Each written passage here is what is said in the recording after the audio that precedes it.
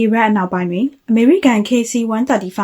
Strato တန်ကားစစ်ဖြည့်လေယာဉ်ဟာကြာသပတေးနေ့ကပျက်ကျပြီးယာဉ်ပေါ်ပါအမှုထမ်း6ဦးနဲ့4ဦးသေဆုံးကြောင်းအမေရိကန်အလယ်ပိုင်းတိုင်းစစ်ဌာနချုပ်တာဝန်ရှိသူကပြောကြားခဲ့ပါတယ်။ယခုဖြစ်ရကြောင်းအီရန်ပဋိပက္ခအတွင်းကြာဆုံးသည့်အမေရိကန်စစ်သည်အရေအတွက်မှာ17ဦးထိရှိလာခဲ့ပြီဖြစ်ကြောင်းသိရှိရပါတယ်။ဖြစ်ရမှာလေယာဉ်2စင်းပတ်သက်ခဲ့ပြီး KC-135 စစ်ဖြည့်လေယာဉ်ကပျက်ကျသွားပေမဲ့နောက်တစ်စင်းကဘေးကင်းလုံခြုံစွာဆင်းသက်နိုင်ခဲ့တယ်လို့သတင်းထုတ်ပြန်ချက်မှာဖော်ပြထားပါတယ်။ရင်းပျက်ကျမှုဖြစ်စဉ်ကိုအခြေအနေရရက်ကိုစုံစမ်းစစ်ဆေးနေပြီးကယ်ဆယ်ရေးလုပ်ငန်းများကိုဆက်လက်လုပ်ဆောင်နေကြောင်းသို့သောလေယာဉ်ပျက်ကျမှုမှာရန်သူတိုက်ခိုက်မှုကြောင့်မဟုတ်ဘဲမိမိဘက်ကအချင်းချင်းမှားယွင်းပစ်ခတ်မှုကြောင့်လည်းမဟုတ်ကြောင်း